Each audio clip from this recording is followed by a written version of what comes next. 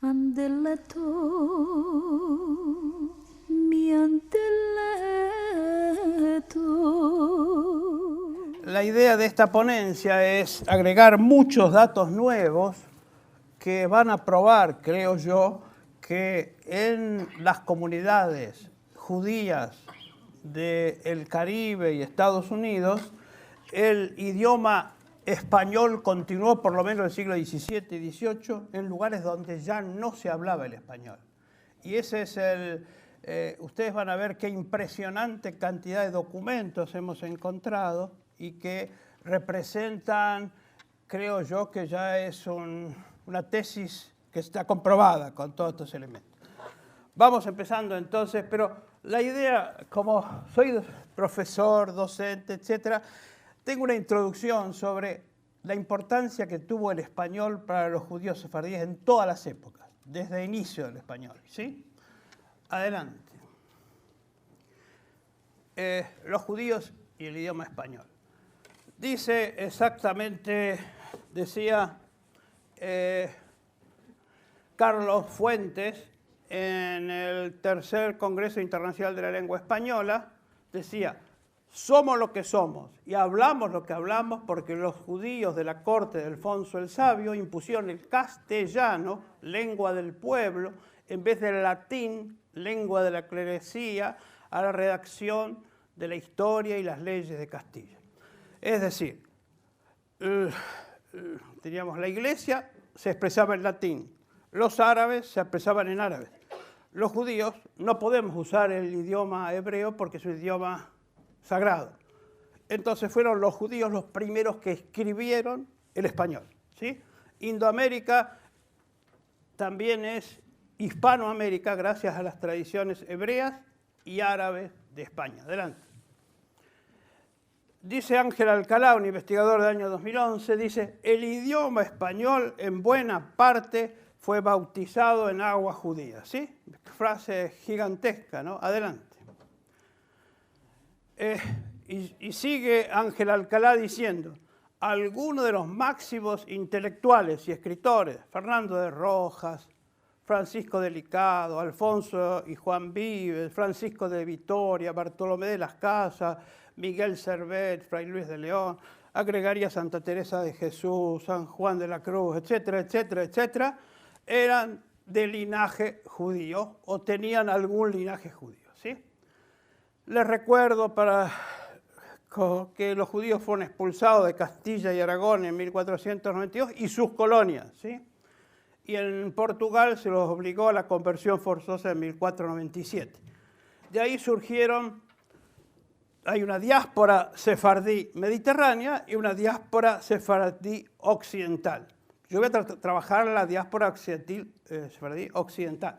Pero les recuerdo que en la diáspora sefardí del Mediterráneo fueron los judíos los que llevaron las primeras imprentas al Asia y al África. En el siglo XVI, los españoles habían llegado a América y a Europa, y ahí se hablaba el español en América y Europa, y los sefarditas las llevaron a Asia y África. Con lo que para aquella época el español se hablaba en todos los idiomas de la época, ¿sí? No voy a hablar, pero miren la cantidad de escritores en Ámsterdam, en la diáspora occidental sefardí, que siguieron escribiendo en español, ¿sí? Impresionante. Adelante. Vamos a hablar de la América colonial judía. En la América colonial judía no se utilizó el judío español, lo que llamamos ladino, sino que se utilizó el español moderno, ¿sí? Cuando hablamos de diáspora en el Mediterráneo, estamos hablando del uso del judío español. Cuando hablamos de la diáspora occidental sefaradí, es el español, además de los idiomas locales, obviamente. Adelante. Vamos, adelante, adelante. Imágenes de América colonial, adelante. Adelante, adelante. Acá, entonces, ¿qué es la diáspora? ¿Qué es la diáspora occidental sefaradí? Es la que sale de España y Portugal, va a Londres, Ámsterdam, Rotterdam, Hamburgo, y las colonias de ellos en América. Esa es la diáspora occidental sefaradí. Es la nación hispano-portugueses, se los llama a los sefardíes de Europa Oriental y de las colonias de la América colonial. Bueno, no importa, ahí estaba escrito que Nathan Bachtel dijo que digamos, el comercio de estos sefarditas que por primera vez unen Europa, América y Asia es la primera globalización de la historia del mundo. ¿Sí? Adelante. Vamos ahora a... Adelante, rápido. ¿Sí? ¿Dónde provenían estos judíos? Venían de Ámsterdam, Londres, Hamburgo, Livorno, Bayona, etc. Y le hicieron comunidades judías en Recife, Curazao, Nueva York, Newport, Filadelfia, Charleston, Barbados, ¿sí? St. Thomas, Surinam, San Eustaquio, etc. Y no avances. Si ustedes ven este contador de Homer está en español. Acá dice 27 de Homer, 27 días de Homer, 3 semanas es español y 6 días español. ¿Sí? Esto es en Estados Unidos, en Newport, siglo XVIII, en español. Adelante. Bueno. Imágenes de la América colonial, más imágenes. Adelante. Este es el mapa de todas las colonias judías del Caribe, de la más importante Curazao, la más importante Nueva Ámsterdam, Nueva York, y prácticamente casi todas las islas del Caribe tuvieron comunidades pequeñas, pero en algún caso, como en Curazao, como en St. Thomas, como en Surinam, llegaron a ser la mitad de la población blanca, ¿sí? La mitad de la población blanca judía, ¿sí? Adelante. Vamos entonces directamente, ahora ya estamos en el tema, testimonios concretos en español de la América colonial judía, ¿sí? Tenemos, por ejemplo, una canción paralitúrgica. Hay libros de actas en español, siglo XVIII en Nueva York, cuando ya no se hablaba el español, ¿sí? Epitafios, sermones en español, ¿sí? Vamos, adelante. Ejemplos concretos, vamos a ejemplos concretos. Este ejemplo ya lo tenía en mi libro, pero he agregado nuevas cosas, ¿sí? Esta es una oración paralitúrgica que se recitaba en Nueva York, Curazao, Ámsterdam, Londres y Hamburgo. Y como ustedes ven, bueno, ahora se conoce mundialmente a través de los discos, hoy es conocida, pero originariamente era nada más que en la diáspora occidental sefaradí.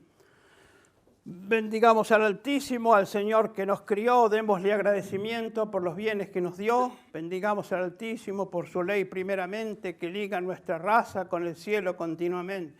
Bendigamos al Altísimo por el pan segundamente, y también por los manjares que comimos juntamente. ¿Sí?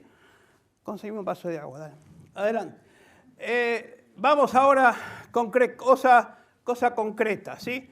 Un epitafio en Curazao, siglo XVIII, español, perfecto español. ¿Sí? En esta triste clausura yace una temprana flor que de la parca al rigor perdió lustre y hermosura. Llevó en ella muerte dura, el consuelo a los mortales, pues unánimes e iguales lloran con lastimoso lamento, lloran al mal logramiento de Isaac David Morales, falleció el 3 de Tamuz de 5542, que corresponde al 15 de junio de 1782. Y él lo escribió el padre porque el chico tenía 3 años y 9 meses. ¿Sí? Es sinceramente muy emotivo, ¿no es cierto? Y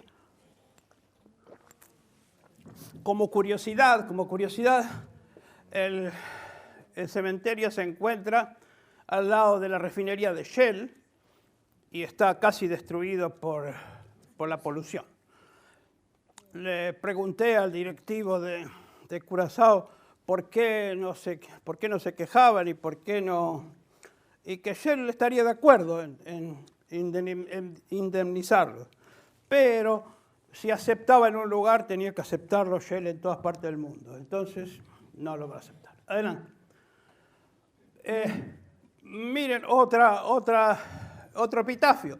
Bajo esta losa encierra el resto helado, pobre, de un socio querido y hermano desgraciado a quien la muerte con temprana herida nos privó para siempre de su vida, dedicándole este pequeño tributo a su memoria, etcétera, etcétera. Eran socios de este señor. Adelante. Esta quizá es la más hermosa. Acá está el texto concreto. Este es el epitafio del año 1683. Se encuentra en el cementerio Chatham Square en Nueva York. Y miren qué español hermoso, ¿sí? Y hasta podemos ver cómo rima. Debajo de esta losa sepultado, ¿no? Yace Benjamín Bueno de Mezquita, faleció y de este mundo fue tomado, en 4 de Gesmán su alma bendita, aquí de los vivientes apartado, espera por tu Dios que resucita a los muertos de su pueblo con piedades para vivir sin fin de eternidades, ¿sí? Miren qué hermosura. Estamos hablando de escrito en América, en lugar donde ya no se hablaba el español. Eso es lo que hay que insistir, insistir, insistir. Y si ustedes ven, tiene la rima, ado, tomado, apartado, ¿sí? Ita, ita, ita, y piedades y eternidades, ¿sí? Es la creencia judía de que vamos a resucitar, ¿sí? Y es hermoso y a la vez es escrito en español, ¿sí? Estamos hablando. Adelante. Esto por la curiosidad lo traje. Que este señor, don Abraham Burgos, vivió 107 años. 107. Bueno, adelante. La tumba es de 1732. Miren qué interesante aquí. En los epitafios figuraban siglas, ¿sí? Que solamente se entienden en español. SB larga A, G, D, L, G, ¿sí? SB larga A, G, D, L, G, ¿qué significa? Su bendita alma goce de la gloria, ¿sí? Para no poner todo el texto ese, se pone la sigla, como en paz descanse, ¿no? Son 3 letras. Y otra, ustedes van a ver acá otra letras, D, L, T, E, B larga, M, A, ¿sí? Dios le tenga en buena memoria, ¿sí? Dios le tenga en buena memoria. Y este es el Nueva York colonial y este es el cementerio en Chatham Square donde está estas frasecitas, ¿sí? Adelante. Bueno, acá se lo tengo que agradecer especialmente a mi amiga Alicia que me lo mandó ayer esto. Así que este es el epitafio, un epitafio en Barbados, de un niño que indica que es un niño, pues es un arbolito que se corta cuando es muy chico, es un niño, y dice, del ángel Yehuel Samuel, hijo de Moshe, y Lea Núñez, fue en 2 de Tishri, 5513, que corresponde al 31 de agosto de 1752. Está hablando del siglo XVIII, Barbados, ¿sí? De 8 meses y 13 días. Adelante. Por ejemplo, otra ayuda que me hizo Alicia, que este señor Isaac Pinto publicó en 1766, oraciones para el Shabbat, el principio del año y el día de las expiaciones, de acuerdo a la orden de los españoles y portugueses, ¿sí? 1766, Estados Unidos. Adelante. Miren otra. Esta es para el 9 de Av. Ustedes recuerdan que el 9 de Av es la destrucción de los 2 templos y que es un día de luto, un día... Entonces, este es un sermón dado en español. Sermón en español. Y entonces, ya termina, faltan dos slides.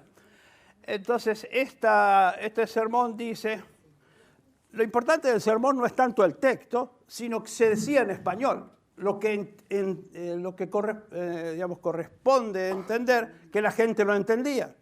¿Sí? Si no, un rabino que hable en un idioma que no lo entiende la gente es imposible, ¿no?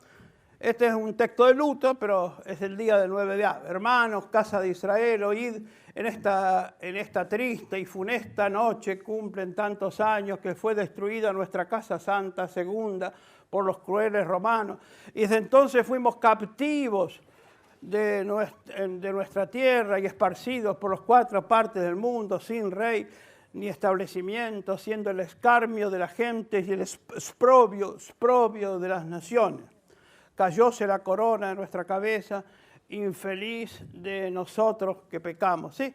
Es un sermón, lo importante que fue escrito en español y entendido por la gente que habla en un país donde no se hablaba el español. No había escuelas españolas, no había maestros españoles. ¿Sí? La tradición judía los llevaba de padres a hijos. Adelante, una parte anecdótica. Ignacio Zuluaga, un famoso pintor español, fue a la sinagoga Sherit Israel, la sinagoga hispano-portuguesa, y abrió un libro y le pregunta al rabino, y preguntó, ¿por qué este libro está en el español de Cervantes? Bueno, nosotros lo sabemos por toda esta ponencia, pero él no había escuchado esta ponencia. Bueno, terminamos con la conclusión, listo. Una más, son 2 más y listo. 2, ¿ah? Bueno, entonces, ¿por qué utilizaron el idioma español todas estas comunidades judías? Además de que los judíos tenemos una relación profunda con el español, ya hemos visto desde el inicio del español escrito, por lo menos fue un idioma judío. Dice, algunas de estas razones pueden ser, yo digo, el prestigio del idioma español.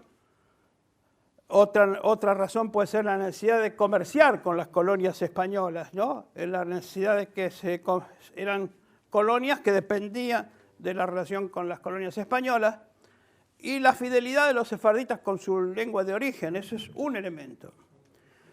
Y el otro elemento importante, que es un nexo entre comunidades. La misma oración está en Curazao, la misma oración en Ámsterdam, la misma oración. Ya sé que me mira el videísta y me dice, ¿por qué te moves? Bueno, una más y terminamos. Conclusión. Dado todos estos ejemplos que hemos aportado, no podemos dudar de la permanencia de las lenguas ibéricas en algunas de las comunidades judías de América colonial, en lugares donde no se hablaba esta lengua. Muchas gracias.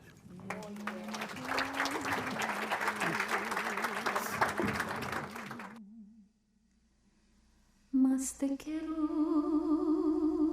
y más te amo que el rey con su renato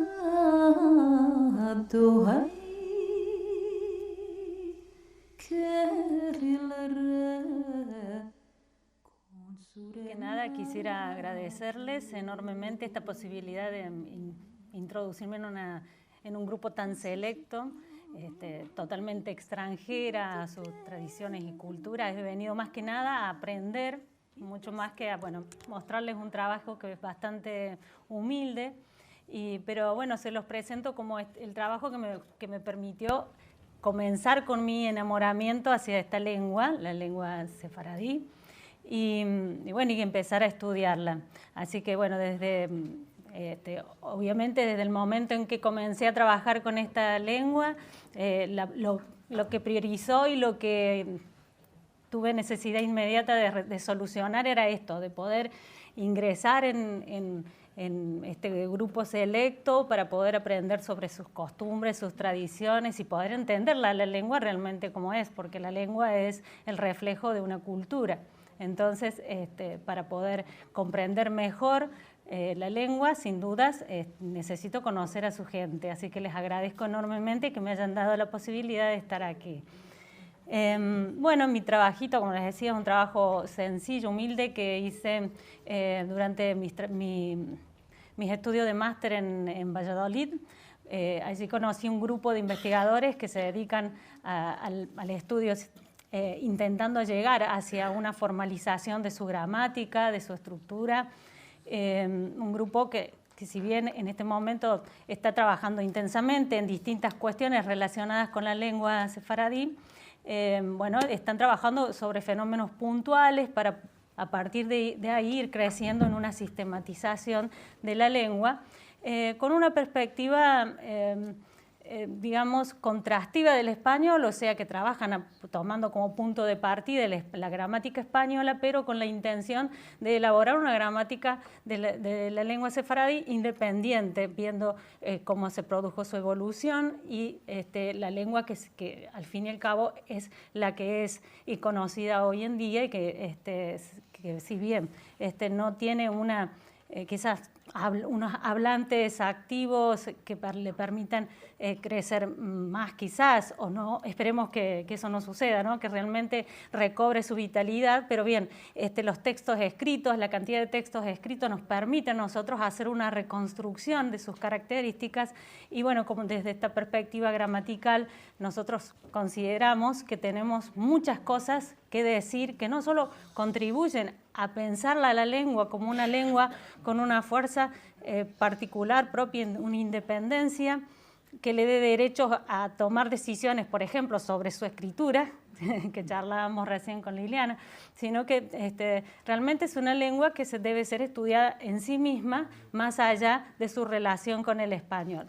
Esa es la perspectiva que nosotros manejamos en este grupo, que es un grupo liderado por la doctora María del Carmen Hernández en la Universidad de Valladolid y bueno, con otros doctorandos estamos trabajando en distintos aspectos de la lengua. Este trabajo sobre los apreciativos, fue como mi primer intento, por eso digo lo titulé un acercamiento, porque en realidad tomé un fenómeno muy puntual para poder ver desde ahí, conocer un poco mejor la lengua y poder empezar a trabajar otros aspectos. Actualmente estoy trabajando sobre los verbos, o sea que es un poquito más... De todas maneras, cuando empecé a trabajar con los apreciativos, yo decía, bueno, son sufijos apreciativos, es algo muy sencillo, pero cuando uno se empieza a meter en los distintos temas del lenguaje en general, empieza a darse cuenta de que nada es tan sencillo como parecía. Y bueno, en el título también ustedes verán que menciono los aspectos semánticos y pragmáticos del apreciativo. Lo que, bueno, más o menos como para que manejemos un lenguaje general, no voy a entrar en cuestiones teóricas muy complejas sobre la gramática y la lingüística, pero sí para decir, bueno, que son estos sufijos que se agregan generalmente a sustantivos y adjetivos y que denotan una categoría de tamaño, ¿no? Diminutivo o aumentativo, y están encuadrados dentro de un grupo que se llama apreciativos porque también hay sufijos con un comportamiento similar que tienden a mostrar peyoración o apreciación. Entonces, por ejemplo, ito, ico, ote para los aumentativos, ucho suele ser usado como peyorativo. Bueno, son estos fragmentos de palabras que se agregan al final de un sustantivo o un adjetivo, generalmente, y que tienden a dar tamaño, marcar tamaño, como decir chiquitico, ¿no? o marcar una valoración emocional sobre ese objeto. Bueno, cuando uno dice, por ejemplo, hijico, ¿no? Además de referirse a que es de menor edad que el hablante, también muestra un afecto hacia esa persona. O sea, la relación está marcada por el afecto. Bueno, tomé en particular los diminutivos porque lo que observé en el corpus que yo trabajé es que era sistemático el uso de un diminutivo, el ico, que también lo escuchaba todo el tiempo cuando leían las canciones, o cantaban las canciones, o leían alguna poesía, que lo interesante no es solo que redunda y se utiliza sistemáticamente todo el tiempo, sino que además dentro se utiliza mucho este sufijo específicamente para dar muchas valoraciones, no solo, además de la del tamaño, una valoración positiva hacia la persona a la que se habla, pero además otros valores como justamente ironía, sarcasmo, o sea, todos los valores por ahí semánticos que se puede agregar en una conversación, y para todo se recurre al ICO. ¿Sí? No quiero, tengo todo el corpus, los ejemplos, tendría que poner el PowerPoint para que ustedes vean, pero ya en la cabeza les vendrán miles de ejemplos, ¿no? En los que con un diminutivo uno, en lugar de querer decir algo positivo, está diciéndole algo negativo a la otra persona, ¿no? Como al utilizar, por ejemplo, maestrita, por ejemplo, que sería otro diminutivo, bueno, hay una valoración negativa en eso. Entonces, lo interesante de los diminutivos tiene que ver con eso, con que si bien son importantes en cuanto a su valor de tamaño, chico o grande, son las valoraciones pragmáticas, o sea, el uso que se le da al sufijo para denotar una cierta valoración de esa persona o de ese objeto, una valoración que puede ser positiva o negativa. ¿Por qué digo que es interesante que sea ICO en esta lengua? Porque si bien los diminutivos tienden a hacer eso, como que en todas las lenguas se utilizan mucho los diminutivos para dar muchas valoraciones afectivas, pero no es sistemático un determinado sufijo, y además que sea el diminutivo siempre.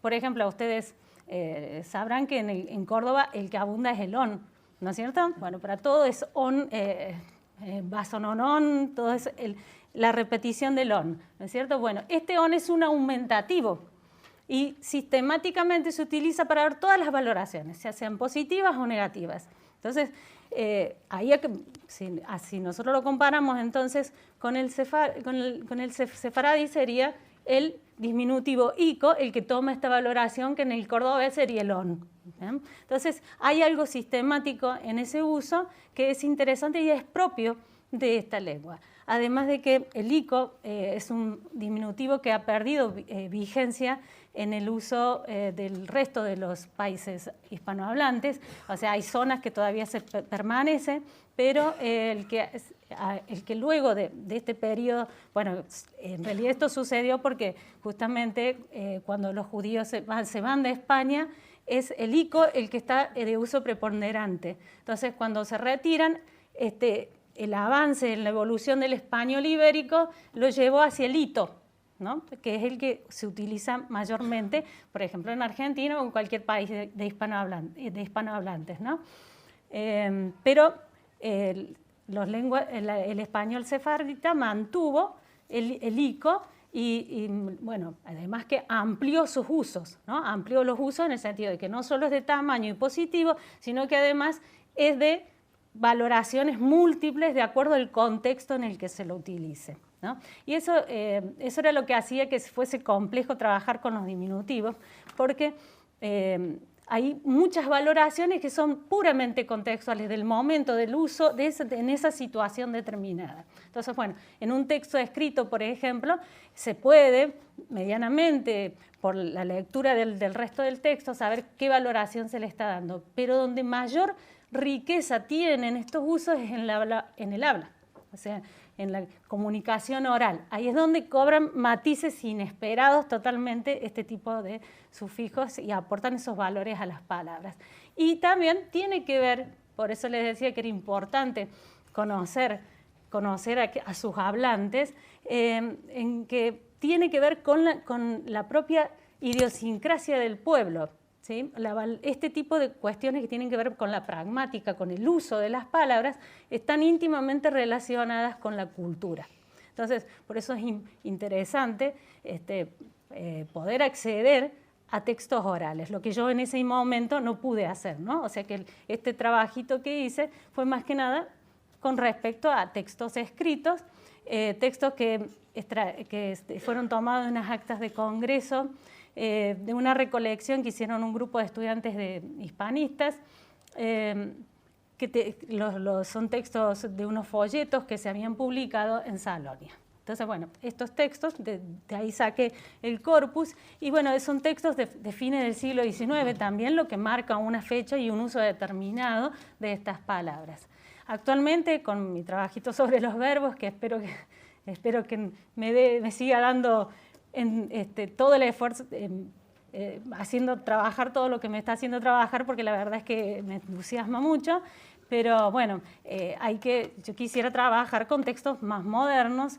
Lo que sucede es esto, ¿no? Que hablantes hay muy pocos y los textos con los que más se cuenta son con los textos escritos. Bueno, en eso estoy. Todo el que quiera aportar textos, acá estoy dispuesta a recibirlos. La intención final de este grupo, sí, de este grupo al que les decía que pertenezco en la Universidad de Valladolid, es justamente elaborar una gramática específica de esta lengua y bueno, estamos trabajando así, con temas de la sintaxis de esta manera contrastiva, o sea, vemos cómo funciona la sintaxis del español y comparamos con esta lengua y vamos viendo cuáles son sus particularidades. Y realmente ante cualquier fenómeno que se tiende a estudiar, hay muchas cuestiones muy interesantes, muy propias, muy particulares de la lengua, que bueno, veremos hacia dónde nos llevan. Las explicaciones de eso es lo interesante. ¿Por qué se mantuvo esta forma? ¿Por qué se utiliza esta otra? ¿De dónde viene esta forma?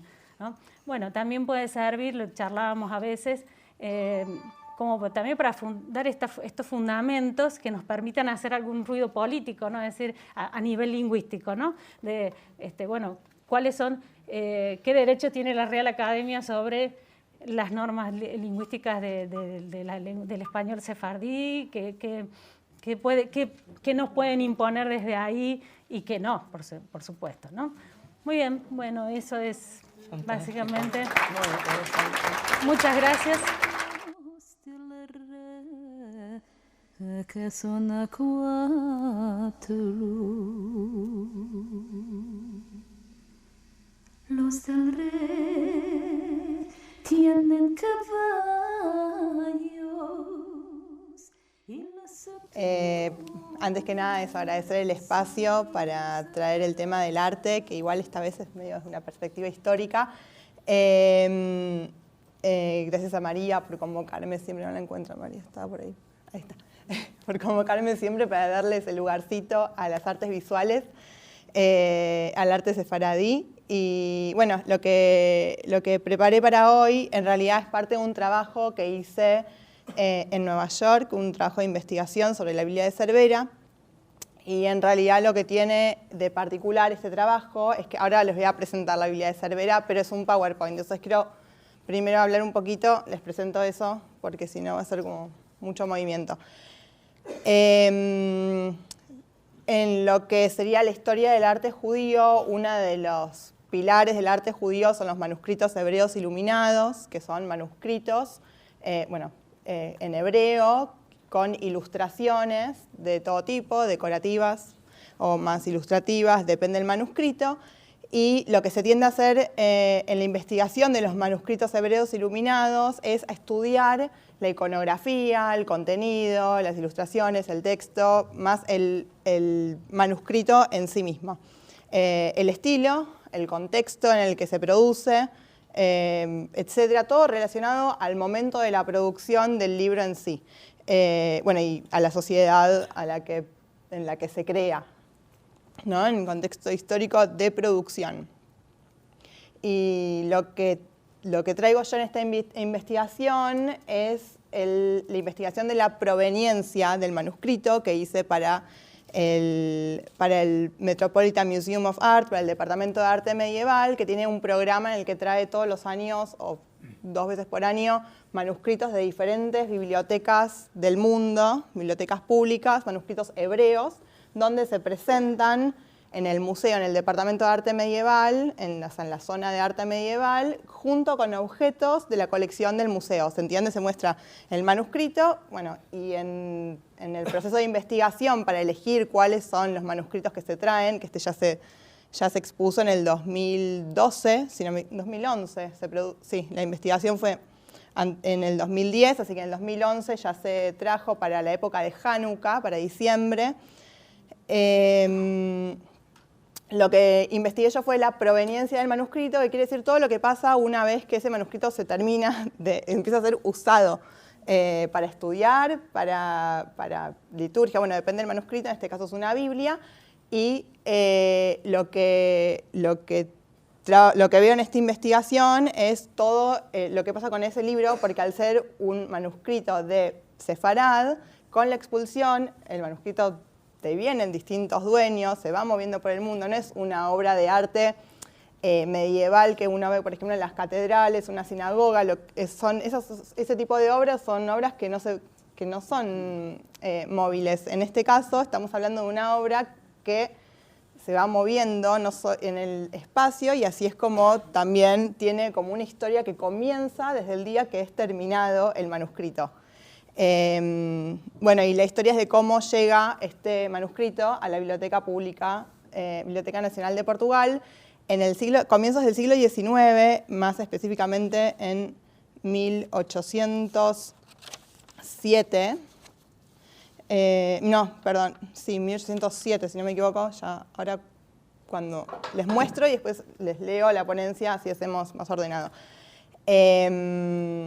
Bueno, en un momento en el que en Portugal casi que no hay judíos, todavía no es abolida la Inquisición del todo, así que es interesante que hace un manuscrito hebreo iluminado en la Biblioteca Nacional de Portugal en ese momento. Y ahora sí les muestro la Biblia de Cervera y se las presento para poder contarles la historia de cómo llega. Cervera es uno de los ejemplares de las Biblias hebreas iluminadas que se preservan de la región de Castilla en España. Incluye el texto de la Biblia hebrea y un compendio gramatical. El colofón, ahí está. El colofón, que es donde aparece la información de quién la escribe, indica que el escriba Samuel ben Abraham ibn Natán completó esta Biblia entre los años 1299 y 1300, y también tiene un colofón de artista. Necesito pasar. Esta es la Biblia de Cervera, creo que esta ilustración es la más famosa. Seguimos.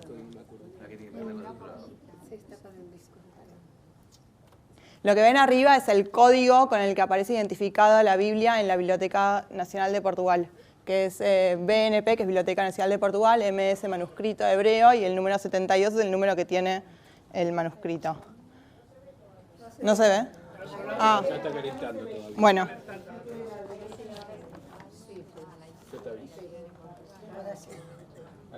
¿Ahora se ve? Bueno, el colofón, a ver si seguimos. Ay, dale. Es que no me puedo mover si me apoyo ahí. Me tengo que quedar acá. Bueno, el colofón. Bueno, acá ven la página completa. Es la iluminación esa que es muy conocida, que es la menorá. Aparece en ese contexto, porque generalmente aparece como en portadas de libros o la usan para ilustrar diferentes cosas. Este es el contexto real de esa ilustración tan famosa. Ahí se ve el colofón de artista con las letras zoomórficas, que quiere decir que tienen formas de animales, e indica que lo hizo Joseph Aserfati, que es Joseph Aserfati de origen francés, un artista francés que ilustró y completó el manuscrito. Y la Biblia de Cervera tuvo gran influencia sobre la decoración de otros manuscritos, como la Kennicott Bible de 1477, que está hoy en la Bodleian Library en Oxford, que es esta. Perdón, paso rápido porque esta es la Kennicott Bible. Bueno, ahí se ve la micrografía de la Kennicott Bible y algunas ilustraciones. Es distinta, pero es muy parecida en varias cosas. Bueno, y también en la Rylands, que es el otro manuscrito que estuve investigando para esta, que no lo incluyo hoy, pero que tuvo que ver con la investigación. Bueno, algunas imágenes y el tipo de ilustraciones que tiene miniaturas de página completa, como la menorá que vimos recién, tiene ilustraciones en los márgenes, criaturas fantásticas, animales, vegetales, geométricas, bueno, acá están las letras zoomórficas del colofón, arquitectónicas, tiene micrografía, que, esperen, porque no puedo mover, ahí está. Acá tiene micrografía, no sé si la llegan a ver. Todo eso son palabras. Que ahí aparece el texto masorético, que son los comentarios, son como los comentarios a la Biblia y anotaciones gramaticales de pronunciación de palabras, etc. Todo esto está en micrografía. Acá hay más tipos de decoraciones de la Biblia de Cervera. Acá ven que son distintas, son muy distintas las decoraciones de una página a otra. De todas formas, ahí vemos más micrografía, más detalle de la micrografía, la Masorá. Acá hay una miniatura que no es de página completa, esto es de Ioná. Ahí se ve la ilustración, bueno, el colofón, y ahí ya las comparaciones con las otras Biblias, los otros manuscritos, y ahí lo dejo. Voy a volver a la menorá para contarles ya la historia. Y que sepan de qué estamos hablando. Bueno, perdón. Bueno, entonces, en 1804, el embajador del Reino de Portugal en Suiza notifica a Antonio Ribeiro dos Santos, que era el jefe bibliotecario de la Biblioteca Pública de la Corte, que el manuscrito hebreo estaba en venta en La Haya. Y Antonio Ribeiro dos Santos informa a los patrones y eventualmente es adquirido ese mismo año. O sea que en 1804 hay como una urgencia de comprar este manuscrito para la Biblioteca Nacional de Portugal. Y lo más interesante es tal vez el lugar que tiene este manuscrito en la historia de esta biblioteca. Y la pregunta que me pregunto al investigar esto es quiénes son las personalidades involucradas en el proceso de adquisición y qué los motiva a comprar este manuscrito para la colección que gestionan. Entonces, bueno, acá es donde viene esta historia de que hacia fines del siglo XVIII la Junta Real de la Censura de Portugal, cito, asigna la misión del establecimiento de una biblioteca pública al nivel de las grandes bibliotecas de Europa, abierta a estudiosos y curiosos. Y quien toma la iniciativa es Fray Manuel do Cenáculo, que era el obispo de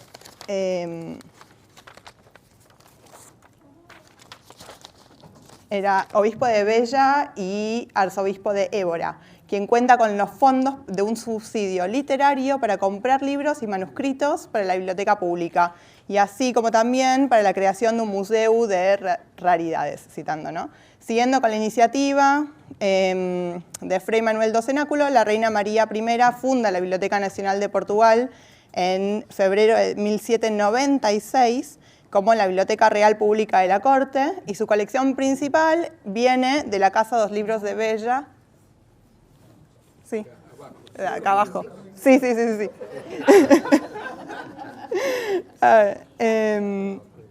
Bueno, viene de la biblioteca de la otra biblioteca, de la Casa dos Libros de Bella, que es donada por Fray Manuel do Cenáculo ese mismo año, y antes de que la biblioteca abriera efectivamente al público.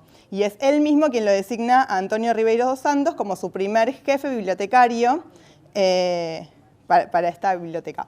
Antonio Ribeiro dos Santos era un jurista, filólogo y humanista, y entre las obras que escribió se incluyeron diferentes estudios sobre la historia y la literatura de los judíos portugueses. Y ahí es donde viene como el interés por esta obra, por esta Biblia hebrea.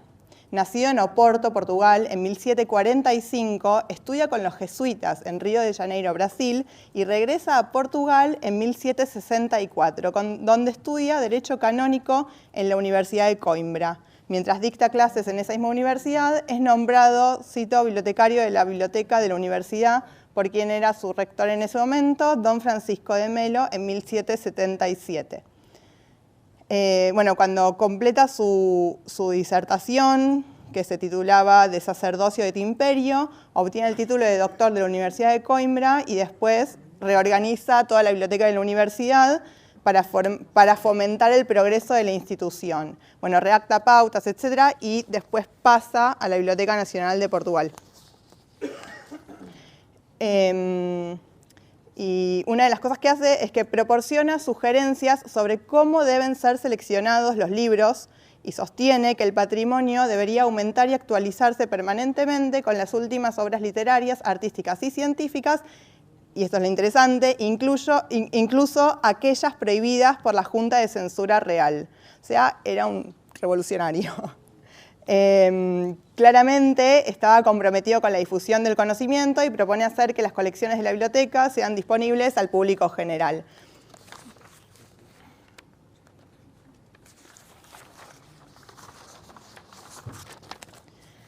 Durante los años en la Universidad de Coimbra, Ribeiro dos Santos fue acusado por Melo Freire de propagar ideas populares y se tuvo que presentar en la corte. Y en respuesta a las acusaciones de Melo Freire, Ribeiro dos Santos explicó sus ideas de tolerancia políticas y civiles basadas en razones arraigadas a la Iglesia Católica. Justificó la tolerancia hacia los residentes extranjeros, la tolerancia hacia los residentes extranjeros de Portugal y hacia los nativos de las colonias.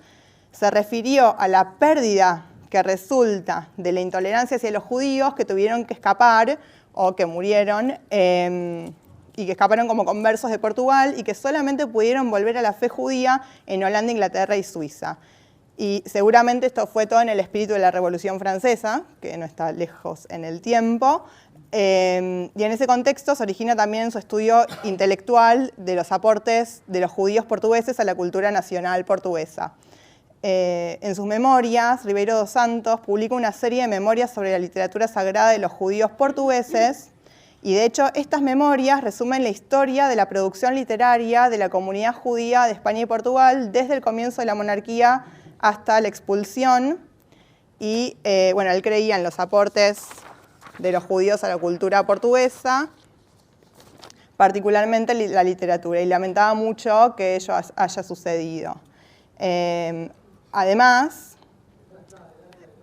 de acuerdo con Jonathan Prato, Antonio Ribeiro dos Santos reveló su origen judío, supuestamente, a un amigo que se llamaba Attilio Zuccagni Orlandini, un geógrafo italiano, y le pidió que copiara su manuscrito El estatus religioso y civil de los judíos de Portugal y lo publicara en Toscana. La pretensión de su origen judío no aparece en ninguna otra fuente disponible sobre la vida y obra de Ribeiro dos Santos, así como tampoco en la historia de la Biblioteca Nacional de Portugal ni de la Universidad de Coimbra, y sin embargo, algunos estudiosos del tema coinciden en que Ribeiro dos Santos tenía mucha simpatía hacia los judíos. Finalmente se termina adquiriendo la Biblia de Cervera y lo que tiene de particular es que es el primer manuscrito hebreo iluminado antes de que lleguen los judíos, en la época en que están volviendo los primeros judíos a Portugal, y que es la joya de las joyas de la Biblioteca Nacional de Portugal. Y bueno, nada, como un manuscrito se vuelve importante más allá de su valor religioso y su contenido, también por la riqueza de sus ilustraciones, y tiene un valor estético muy importante. Así que, bueno, me quedé sin tiempo. Los tuyos son en mis abrazos. Ándale tú, mi ándale tú. A todos y gracias al doctor Moti Benjácar que está presente, que es un honor. Me enamoré de tu personalidad, de tu trabajo, y de ahí fue que con todo respeto, cariño y honestidad hice este pequeño homenaje, porque es un pequeño, es un grande este doctor Moti Benjácar, que los 15 minutos era para parte de la introducción prácticamente. Si no hubiera tenido 60 minutos no llegaba, pero bueno, como está anunciando Marta Wolf, el trabajo entero de la ponencia va a estar publicado, si Dios quiere, en el próximo Sefárdica, que será el número 23. Moti Benjácar nació en Buenos Aires el 2 de abril de 1946. Sus padres, Michon Moïse Ben-Yakar y Esther Bonomo, nacieron en Esmirna, Turquía. Su infancia transcurre en Villa Crespo junto a su familia materna y paterna, de las que atesora hermosos recuerdos de celebraciones y festividades. Vivía en la calle Darwin 725, en una casa con patio y terraza con malbones rojos que años más tarde descubre en Toledo y en el barrio Yemim Moshe de Jerusalén, habitados por judíos de Turquía. Flores que hoy adornan el balcón de su casa. Desde chico descubrió en su casa un fuerte acento sefardí. Los dichos, las comidas, los bollos de la abuela Señurú Ben-Yakar, más los encuentros familiares que iban transmitiendo tradiciones y costumbres.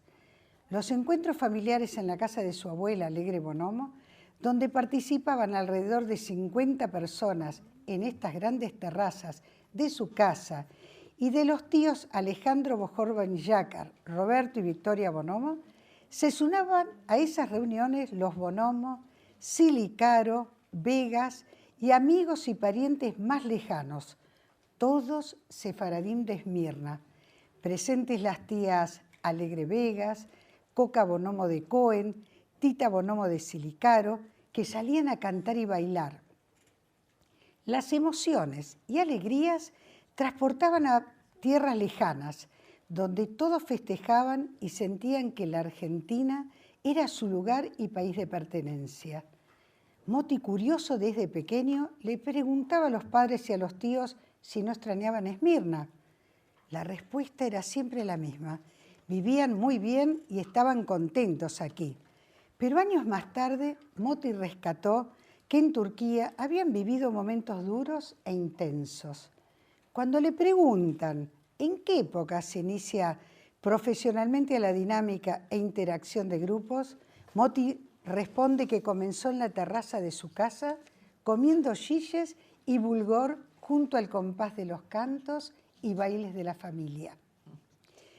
Desde los 10 años respetó Yom Kippur ayunando.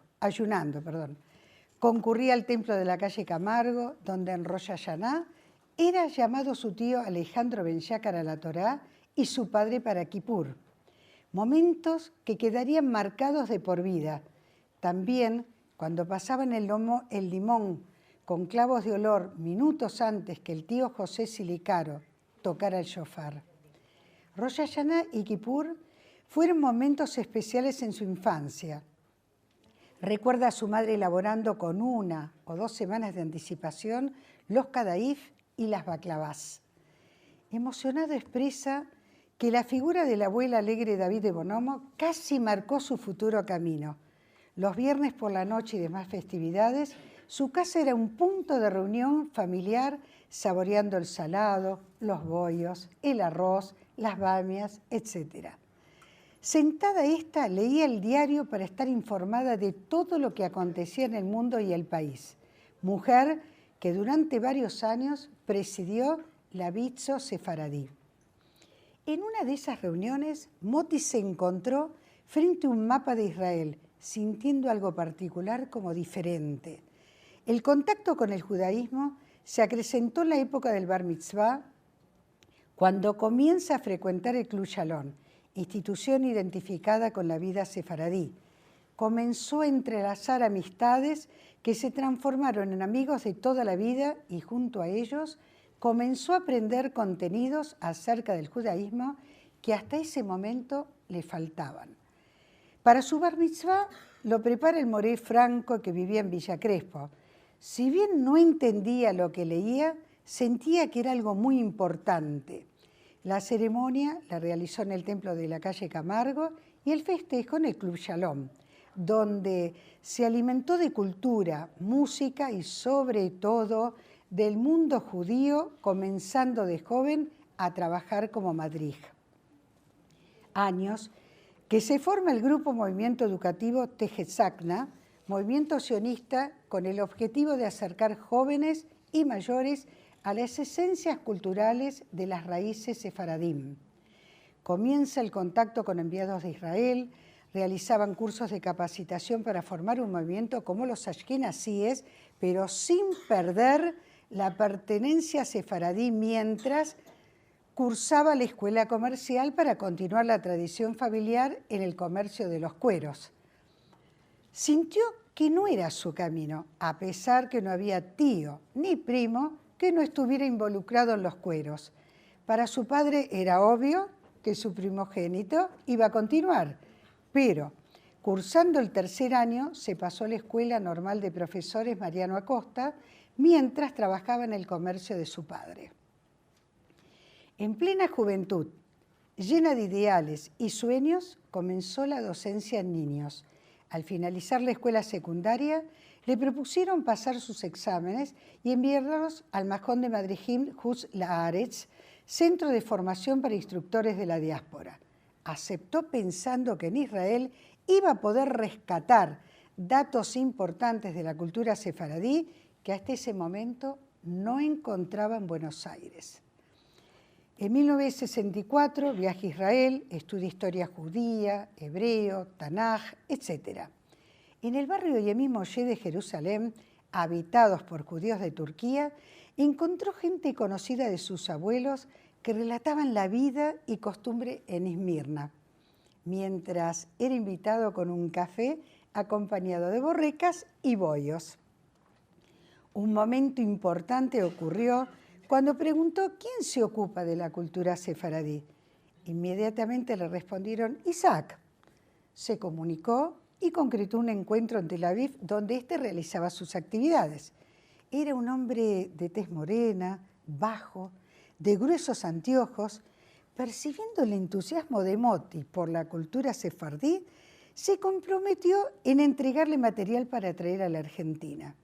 Instantes en que Moti advirtió que se trataba ni nada más ni nada menos que de Isaac Nabón, quien había escrito en ese momento el romancero español, sefaradí. Isaac, como lo llamaban, invitó a Moti a ir juntos a la casa de su amigo Isaac Levi, en Jerusalén, cantante, investigador, director del Conservatorio de Jerusalén y investigador de la música sefardí, quien recopiló y escribió la mayoría de las canticas populares que hoy se cantan, más el repertorio litúrgico. Moti recuerda con mucha emoción a Isaac Levi junto a su piano de cola, e Isaac Nabón a su lado, cantando con Moti esas canciones que había escuchado de boca de su abuela. Momentos muy emocionantes, sumado al importante material de discos y cancioneros para utilizar en el movimiento juvenil de Buenos Aires. Apenas llegado a Israel, cambió su nombre por Marcos Rolando por Moti, apodo colocado por sus compañeros en la guerra de Yom Kippur, guerra que le impulsó a descubrir acerca de las condiciones humanas. Junto a 11 profesionales, fundaron el Servicio de Salud Mental del Ejército de Israel. En el kibutz desarrolló diferentes tareas. Junto a estas se dispuso a terminar la carrera de Educación y Psicología en la Universidad de Haifa. No fue fácil combinar estudio y trabajo, debiendo cambiar la vida del kibutz a la ciudad. Después de trabajar varios años como educador, psicólogo y haber participado en todas las guerras, emprende la carrera de medicina en la Universidad de Tel Aviv con especialidad en psiquiatría. Momentos en que se cuestiona la manera en que atendían a los soldados. A pesar que la atención era buena, a Moti no le parecía la más correcta. Los 2 primeros años no fueron sencillos. Articular la medicina con la psicología, la psiquiatría con el psicoanálisis y así encontrar eso que llamaron en esos momentos impactos traumáticos. Durante los estudios, su descendencia se desencadena otra guerra, en la que participa en la División de Salud Mental. Seguían desarrollando programas de asistencia, preparándose para hacer frente a cualquier contingencia. Finalizados los estudios de médico, fue premiado por su investigación sobre el trauma obtuvo el título de doctor en medicina, comenzando los 5 años de residencia en psiquiatría. Durante esos años ejerció como profesor de psicoterapia psicoanalítica en la Universidad de Tel Aviv, quien dirigió durante varios años. Ingresa al Hospital Beit Levinstein, poniendo especial interés en las consecuencias psíquicas de las lesiones cerebrales. En los 2 últimos años de residencia fue aceptado por la Asociación Psicoanalítica de Israel, con sede en Jerusalén. Nunca fue militar, solo reservista como todos los ciudadanos. Colaboró atendiendo y asistiendo a la población afectada en otra guerra. Esto lo llevó a dirigir una investigación en Israel, Argentina, Bélgica, Alemania y la Unión Soviética. Dicha investigación fue que lo trajera a la Argentina a incluir el equipo del profesor René Favaloro, tomando contacto con profesionales argentinos. En 1994 decide volver a la Argentina. A pocos meses de estar, se produce el ataque a la sede de AMIA. Convocado por AMIA, decidió ayudar desde el Hospital de Clínicas, convocando a la Asociación Argentina Psicoanalítica y Asociación de Psicología y Terapia de Grupo. Poco a poco se fue insertando en el plano laboral en Argentina, en el área de salud mental, en situaciones de desastres naturales y las producidas por el hombre. Además de sus funciones en el exterior, es autor de varios artículos. También fue nombrado en concepto de ecobioética en la Universidad de Barcelona. En el año 2000, la Asociación Analítica, de la cual es miembro, le propuso el desarrollo de una maestría en psicoanálisis. Moti propone unirse a la Universidad de El Salvador en la propuesta del CONEDAW, preservando las características de cada institución. Es lo que hoy es la maestría en psicoanálisis USAL-UPA. Recibió el premio CONEX al mérito en psicología en el año 2016.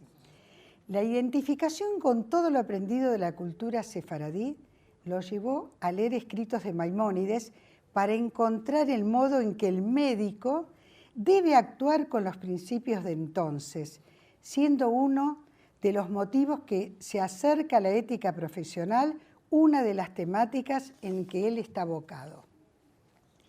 Siente orgullo de ser sefaradí, algo muy sentido, que está tratando de ponerlo en palabras. Con el sentir son insuficientes, dado que pertenece al orden de sensaciones y emociones. Para finalizar, voy a citar un concepto expresado por el doctor Moti Ben-Yakar. Tengo la esperanza que tanto mis hijos, nietos, toda mi familia, como así también los que se criaron dentro de esta cultura y costumbres, puedan seguir viviendo y apreciando ese calor, contacto e intensidad en los sentimientos que yo he mamado por pertenecer a esta rica cultura sefaradí. Mi querido enamorado.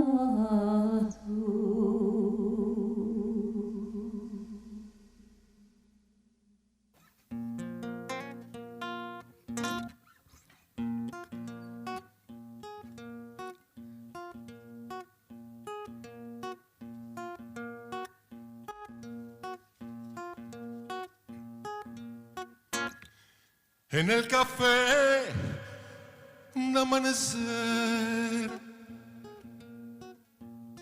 hay luces de colores. En el café de amanecer hay luces de colores. Ansina está mi corazón, henchido ya de amores.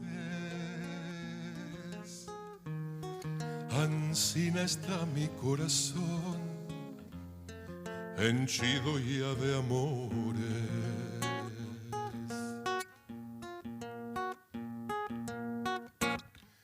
Agua de rosas de Merquí, para lavar tu cara. Agua de rosas te merquí para lavar tu cara, ansí poderte la besar la tarde y la mañana,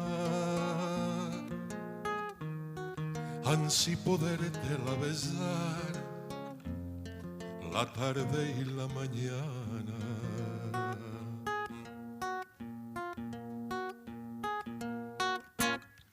Hermosa sos en cantidad, ma honestidad no tenés. Hermosa sos en cantidad, ma honestidad no tenés. Millones si me vas a dar, mi gente no te quiere. Millones si me vas a dar, mi gente no te quiere.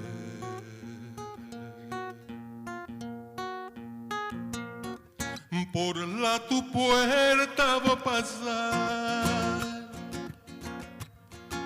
con todos mis amigos. Por la tu puerta voy a pasar con todos mis amigos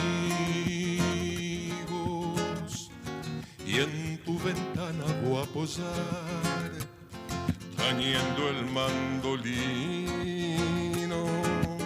y en tu ventana voy a posar tañendo el mandolino.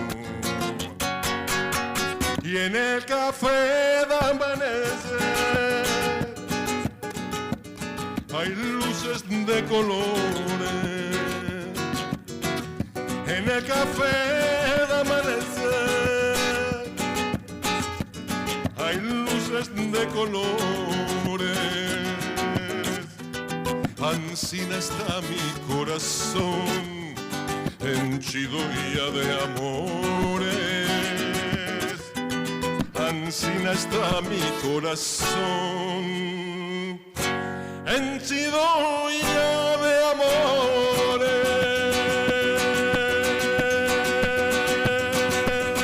¡Hey!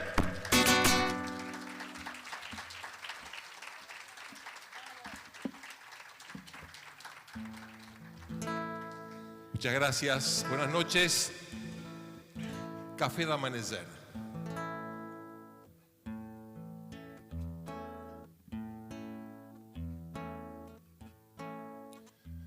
Mes de mayo, donde las grandes calores, donde los leones bravos, los caballos corredores, donde las cebadas siembran y el trigo prende colores, donde los enamorados regalan a sus amores.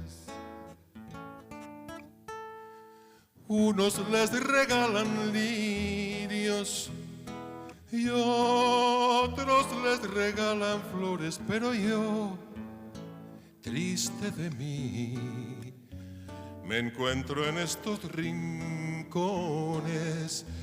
que no sé cuándo es de día y no sé cuándo es de noche, sino por las tortolitas que arrullan en estos montes. Mes de mayo, donde las grandes calores, donde los enamorados regalan a sus amores.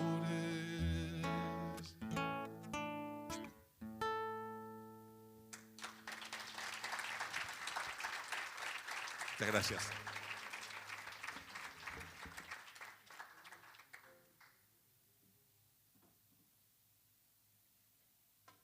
Bueno, hacemos una jaquetía.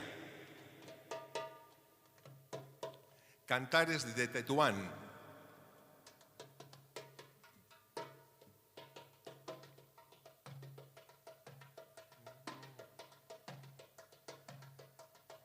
Ay, si supiera, Inma, que a la cárcel iba a entrar, no sacaba yo este espello en medio de este cajal. Ay, si supiera, Inma, que palos iba a candir, no sacaba yo este espello en medio de este patí.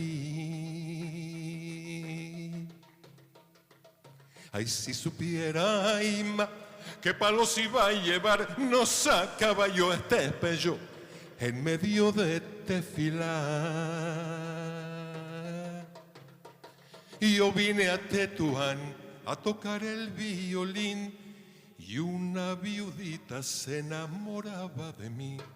Que yo vine a Tetuán a tocar la camancha y una viudita se me subía a la cama. Ay, ma, qué lío, ay, ma, qué lío, que a Jolita y Menahem los miraron en el río. Jolita y Menahem se fueron al monte. Menahem le decía, ay, Jolita, date aquí el dote. Ay, ma, qué lío, ay, ma, qué lío, que a Jolita y Menahem los miraron en el río.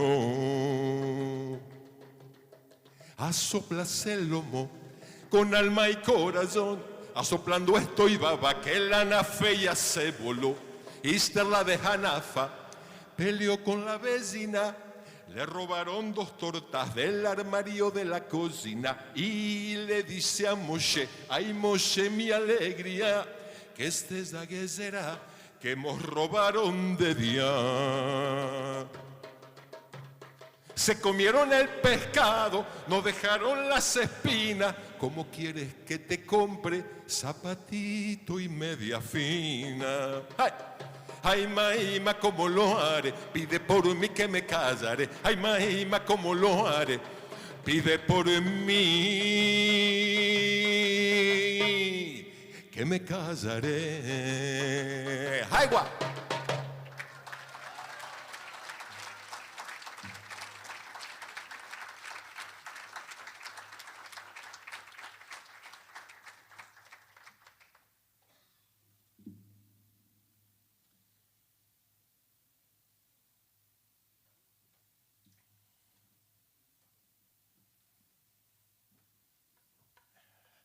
Bueno, eso fue Cantares de Tetuán, ya les dije, mis abuelos paternos son de Tetuán y mis abuelos maternos, mi abuelo materno de Estambul. Si no me pegan acá los de Sidixef, no nombro a... Sí, a don Isidoro, está la firma ahí en la fundación, ¿no?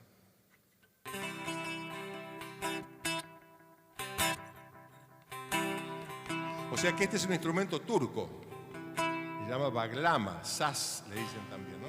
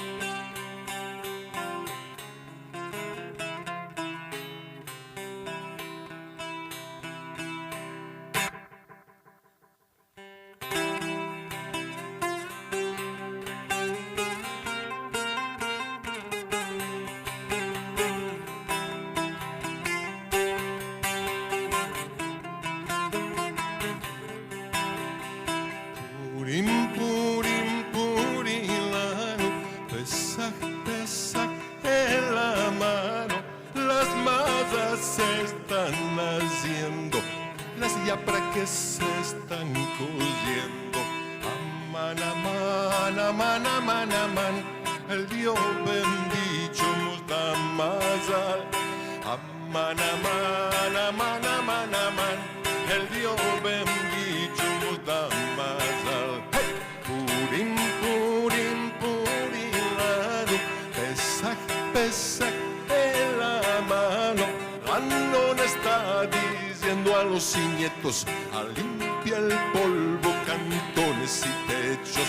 Aman, aman, aman, aman, aman, el Dio bendice molta masa.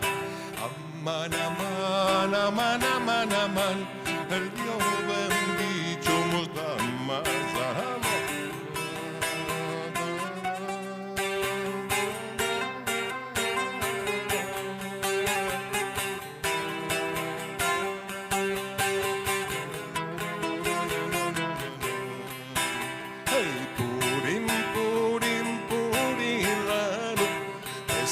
Pesach en la mano, y el Señor Rabí le dijo a las tías no comer pan 8 días. Aman, aman, aman, aman, aman, el Dios bendito molta mazal.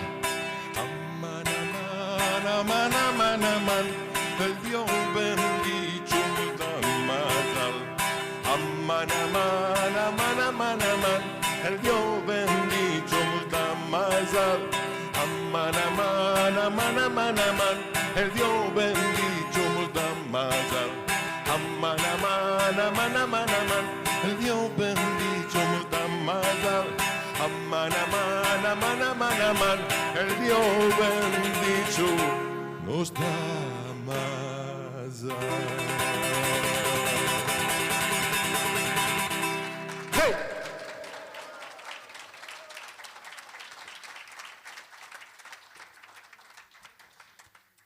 Estamos haciendo un surtidito hoy.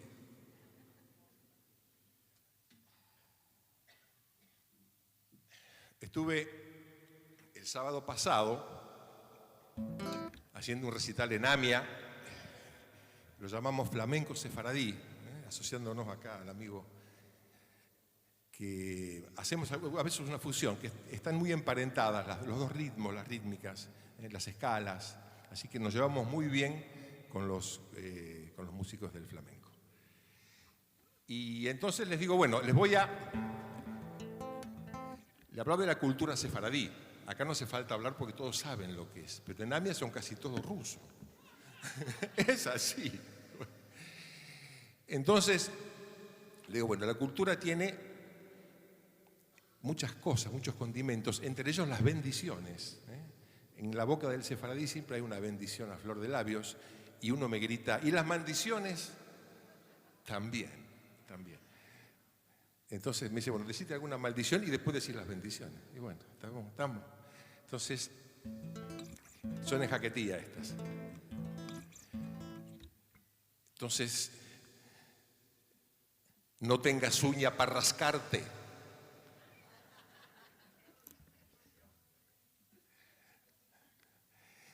Te coma el león después de harto.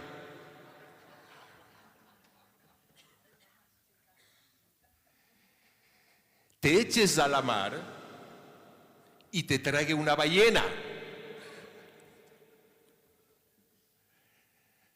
Lo veas con el hoyo y no lo alcances con la mano.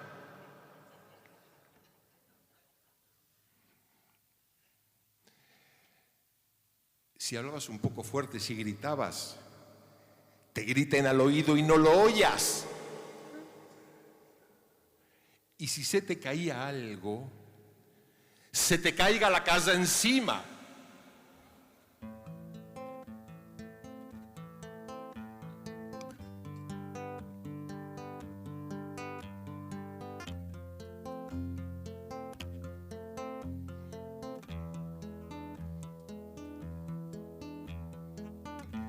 Caminos de leche y miel,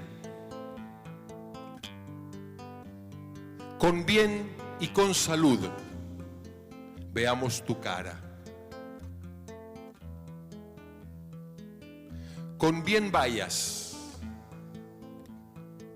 y con bien vengas. que el Semit Baraj se pare con vosotros y os abra puertas de luz y vida larga. Menbat que en mal vos quisiere y mal vos deseare. Que el Semit Baraj vos escape de todo mal y vetlee de vosotros todo hoyo de Ainaraj. Que siempre estéis en fiestas y alegrías y se vos cumplan todos vuestros buenos deseos. Que vos quedéis sanos y buenos, cabecera de vuestras familias, y que veáis a vuestros hijos y a vuestras hillas casados y ricos y válidos entre los dichosos y los de buen mazal, y que faden y cercusan en horas buenas y derechas, y que vuestros nietos y vuestras nietas crezcan con bien, con salud y alegría, buenos y cabales. En fin, amigos del simposio, que el Dios los bendiga.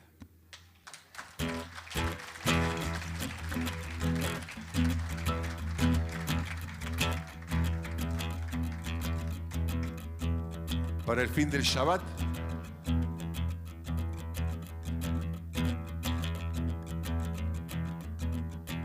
una interpretación personal de la buena semana. Acá le pusimos, cambiamos la escala mayor, acá para el especialista, por un makam que se llama Hijaz. Lo dimos un poquito vuelta el tema.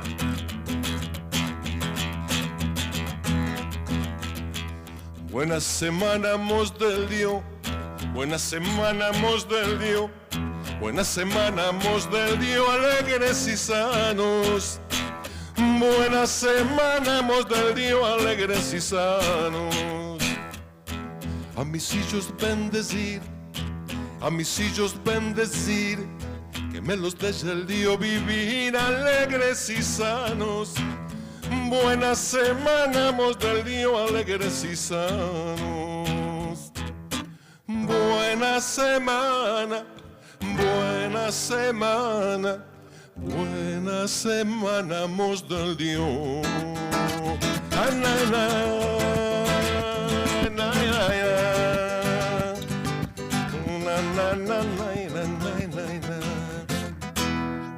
Para fadar y circuncir, para fadar y circuncir, para poner el tefelín. Buena semana, mos del Dios, alegres y sanos. A vuestros padres bien honrar, a vuestros padres bien honrar, y a los novios alegrar. Buena semana, mos del Dios, alegres y sanos. Buena semana, buena semana, buena semana, mos del Dios. Muestra Torah venerar, muestra Torah venerar, Jerusalén ensalzar. Buena semana, mos del Dios, alegres y sanos. Buena semana, mos del Dios, buena semana, mos del Dios. Buena semana, mos del Dios, alegres y sanos. Buena semana, mos del Dios, alegres y sanos. Buena semana, buena semana, buena semana, mos del Dios.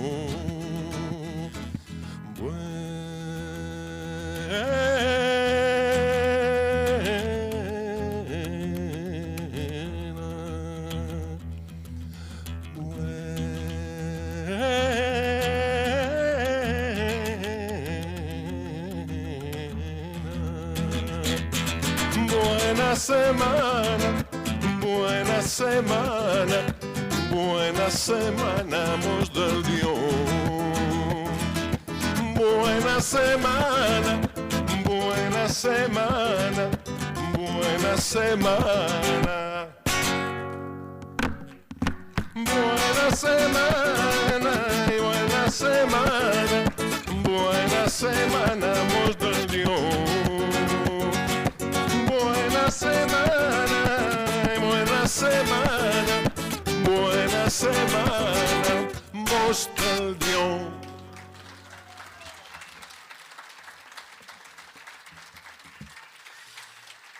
Bueno, gracias, gracias. Estábamos terminando con esta. Hacemos una más. Bueno, esta la conocemos, ¿eh? Vamos a cantar un poquito.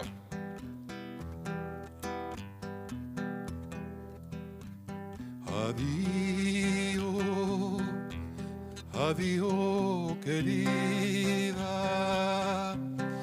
No quiero la vida, me la amargaste tú.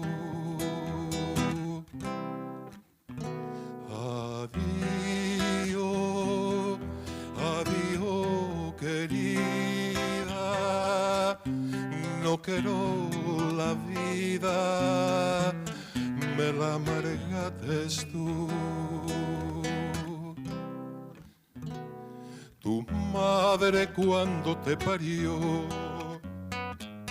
y te quitó al mundo, un corazón ella no te dio para amar segundo. Corazón ella no te dio para amar segundo. Adiós, adiós, adiós querida. Adiós, querida, no quiero la vida, no quiero la vida, me la amargaste tú, me la amargaste tú. Una vez más. Adiós, adiós, querida, no quiero la vida, me la amargaste tú. Va y búscate otro amor, arpa otras puertas, espera otro ardor, que para mí sos muerta. Espera otro ardor, que para mí sos muerta. Adiós, adiós, querida, no quiero la vida, me la amargaste tú. Última. Adiós, adiós, querida, no quiero la vida, me la amargaste tú, me la amargaste tú.